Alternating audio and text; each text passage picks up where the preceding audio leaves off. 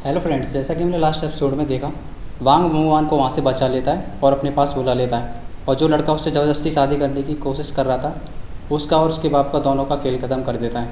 इसके बाद उस सेक्शन के कुछ मेन लीडर आ जाते हैं और उसको एक फॉर्मेशन में घेर लेते हैं। अब आगे वेल्डर सभी को बुलाने के बाद उस फॉर्मेशन के ऊपर अपने अलग अलग फॉर्मेशन बना लेते हैं और उन फॉर्मेशंस में से गोल्डन कलर की स्पिरिचुअल रे निकल रही होती है, जो कि वांगलिन के ऊपर गिरना शुरू हो जाती हैं। वांगलिन ये देखकर मुआन को लेकर वहाँ से भागने लगता है और सभी गोल्डन रेस से बचने की कोशिश कर रहा होता है और सभी को डॉज कर रहा होता है।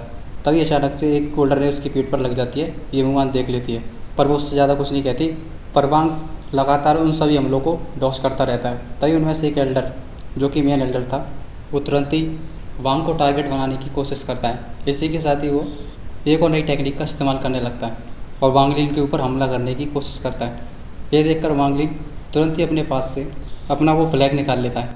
अपने फ्लैग को निकालने के बाद वो तुरंत ही उसको ऑन कर देता है। जैसे ही वो उसको ऑन करता है, उसमें से काफ़ी सारी ठंडक निकलने लगती है और वो धीरे धीरे करके वहाँ के उस फॉर्मेशन पर हमला करना शुरू कर देती है। वे एल्डर सभी तरफ उस फॉर्मेशन को देख रहे होते हैं।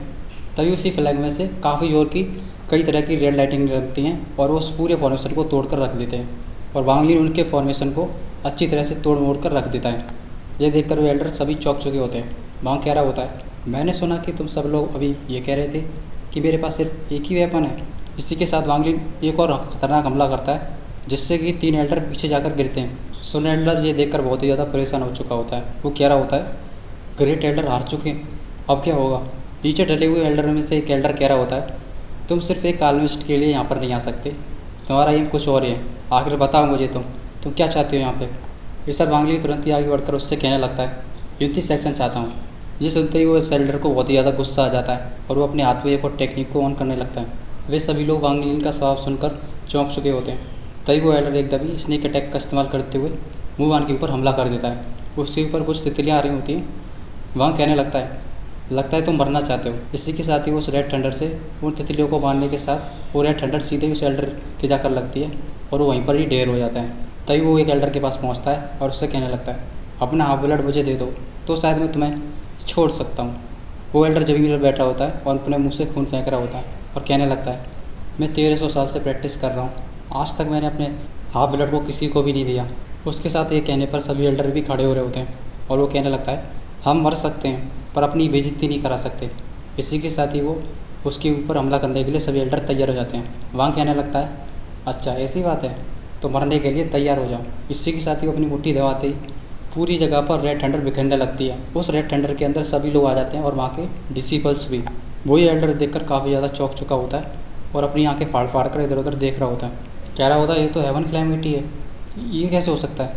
वांगलिन कह रहा होता है, आज चाहे तुम कितने भी लोग एक साथ मिल जाओ, अगर मैंने ठान लिया कि तुम्हारे पूरी 29 सेक्शन को उड़ा दूंगा तो मैं तुम्हारे पूरे 29 सेक्शन को उड़ा दूंगा, कोई भी नहीं बचा सकता तुम्हें। सेकंड जो मैन एल्डर होता है वो देखकर हार मान चुका होता है और तुरंत ही अपने हाफ ब्लड को उसको दे देता है, क्योंकि मेन लीडर को वांगलिन पहले ही मार चुका था। इसके बाद वे सभी लोग उसको अपना हाफ ब्लड दे देते हैं। वांगलिन उसको स्टोर करने के बाद तुरंत ही बुमान के साथ उसकी पवेलियन की तरफ चला जाता है। उसकी पवेलियन में पहुँचते ही वो तुरंत ही अपने मुँह से खून फेंकने लगता है। ये देखकर बुमान एकदम ही परेशान हो जाती है और उसकी तरफ आ जाती है और कहने लगती है, सीनियर ब्रदर क्या हुआ तुम्हें, आखिर तुम्हारी तबीयत ऐसे कैसे हो सकती है। इस सर वो कह रहा होता है, ये कुछ नहीं है, तुम बस मेरी रक्षा करो। भगवान उसकी नाथ सोल को देख लेती है और कहने लगती है, तुम्हारी नाथ सोल की ये सोल इतनी ज़्यादा वीक कैसे हो सकती है। इस सर वो कह रहा होता है, मैंने अपने कोर की जगह अपने उस शरीर को ही लगा दिया, अगर मेरे पास ज़्यादा समय होता तो मैं अच्छी तरह से कर सकता था, पर मुझे यकीन है कि तुम अब मेरी रक्षा कर सकती हो तो शायद मैं इसे अच्छी तरह से कर पाऊँ। ये सुनने के बाद वो एकदम ही रोने लगती है और कह रही होती है, ये सब मेरी वजह से है। ये सर वो कह रहा होता है, तुम्हें चिंता करने की कोई ज़रूरत नहीं है, ये सब मैं देख लूँगा। अब तो मेरे लिए एक काम करो, जाकर प्यून गोलियाँ तैयार करो, काम निकलवाना कोई इससे सीखे। उसकी बात सुनकर मासूम वांग उसकी बात पर हाँ कर देती है। इसी के बाद काफ़ी समय बीत जाता है। वांग लगातार प्रैक्टिस करता रहता है और अपनी आंखें खोलता है। वो देखता है कि मुआन अपना सिर उसके पैर पर रखकर सो रही होती है। उसको देखते हुए उसके सिर पर हाथ फिराता है। वो तुरंत ही जग जाती है और उससे कहने लगती है, सीनियर ब्रदर। मिस्टर वांग उससे कह रहा होता है, मुआन हम एक दूसरे को काफ़ी समय से जानते हैं, मैं तुमको कुछ बताना चाहता हूँ। इसके बाद वो उसको अपने बारे में सब कुछ बताने लगता है। वो उसे ये भी बताता है कि वो इतना ज़्यादा गुस्सैल क्यों है। वो शुरू में नहीं था, पर वो धीरे धीरे करके गुस्सैल हो चुका है। वो उसे पूरी कहानी बताता है कि उसके माता पिता कैसे मर गए और वो किस तरह से यहाँ तक पहुँचा है आज तक। और मूव ऑन उसके लिए लगातार पिल्स को रिफ़ाइन करती रहती है और वो लगातार वो काफ़ी समय तक वहाँ पर कल्टीवेट करता है। इसके बाद जैसे उसकी पूरी इंजरीज अच्छी तरह से हील हो जाती हैं, वो अपनी आंखें खोल लेता है और कह रहा होता है, लगता है मुझे अब यहाँ से जाने का समय हो गया है। इस पर वो कह रही होती है, अच्छा तुम यहाँ से जाना चाहते हो। वांग उससे कहने लगता है, मैंने कसम खाई थी कि अगर मैं अपना बदला नहीं लूँगा तो मैं इंसान कहलाने लायक नहीं। मैं चाहता हूँ कि तुम मेरे साथ चलो। मुआन उसकी बात पर उससे कहने लगती है, मुझे ऐसा लगता है कि मुझे यूनिटी सेक्शन पे रुकना चाहिए। अगर मैं यहाँ पर रुकी रहूँगी तो मैं शायद 6th ग्रेड एग्जाइलर की अल्केमिस्ट बन जाऊँ और इस तरह से मैं तुम्हारी फ्यूचर में और ज़्यादा मदद कर सकती हूँ। वांग कह रहा होता है, यूनिटी सेक्शन अभी बिल्कुल भी ठीक नहीं है, अगर तुम यहाँ पर रुकोगी तो तुम्हारे ऊपर खतरा हो सकता है। इस पर वो कह रही होती है, मैं कई सालों से यहाँ पर रुकी हुई हूँ, कोई भी खतरा नहीं हुआ, तुम्हें आगे भी संभाल लूँगी। एल्डर हॉल में वहाँ पर सभी एल्डर पहुँच चुके होते हैं और वो एक दूसरे को देखकर काफ़ी ज़्यादा नाकामयाब सा महसूस कर रहे होते हैं। तभी वहाँ पर मूव ऑन आ जाती है और भी एल्डर उसके इधर उधर खड़े होते हैं और उसको रास्ता दे देते हैं। वो चलते हुए आगे की तरफ जा रही होती है, वे सभी एल्डर उसको देख रहे होते हैं। पैट्री सीट तक पहुँच जाती है और घूमने का तो सबसे कहने लगती है, मैं छोटी लड़की अपने हस्बैंड की जगह पर यहाँ की सेक्शन लॉर्ड बनना चाहती हूँ, क्या किसी को कोई दिक्कत है। वे सभी एल्डर उसके मुँह की तरफ देख रहे होते हैं पर कोई कुछ कहना नहीं चाह रहा होता है। तभी अचानक से वहाँ पर वांग लील की ऑरा फैलने लगती है और वो काफ़ी स्पीड से वहाँ पर टेलीपोर्ट होते हुए सीधे मूव ऑन के बगल में आ जाता है और अपने पास से उन सभी एल्डर्स की हाफ ब्लड को निकालने के बाद मूव ऑन के पास कर देता है। मूव ऑन उन्हें अपने पास रख लेती है। इसके बाद वो हंसते हुए नीचे हुई आती है और कह रही होती है, 4 एल्डर्स, मुझे पता है कि आप लोग बहुत ही ज़्यादा नोबल स्टेटस के हैं और मैं आपसे वादा करती हूँ कि मैं आपको ये 500 साल बाद लौटा दूँगी और आप चिंता ना करें, इसके साथ मैं आपको ये गोली भी दूँगी जिससे कि तुम्हारी 50 साल ज़िंदगी ज़्यादा बढ़ सकती है। ये सुनते ही अचानक से वो एल्डर बाहर निकल आता है जो कि 5th ग्रेड की गोली बना रहा था।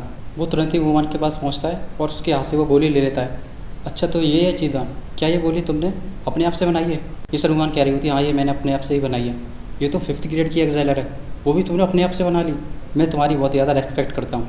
ये सर वूमन उससे कहने लगती है, ये गोली तो बनाई तो मैंने, पर इसके जो इंग्रेडिएंट्स हैं वो मेरे हस्बैंड ने मेरे को प्रोवाइड कराया था। वो एल्डर उस गोली को देखते हुए हंसते हुए कह रहा होता है, तुम सेक्शन की लॉर्ड बन जाओ, मुझे इससे कोई दिक्कत नहीं है। तभी पास में उन 4 एंसेस्टर में से एक एंसेस्टर कहने लगता है, एल्डर ली की गोली बनाने की तकनीक काफ़ी ज़्यादा अच्छी है, मैं सोचता हूँ कि तुम इस सेक्शन की लॉर्ड बन जाओगी तो इस सेक्शन के लिए ही अच्छा है। इसके बाद वो वांग लीन की तरफ कहने लगता है, छोटे दोस्त तुमने हमारी सारी हाफ ब्लड एल्डर ली को दे दी, इसका मतलब शायद तुम यहाँ से जा रहे हो।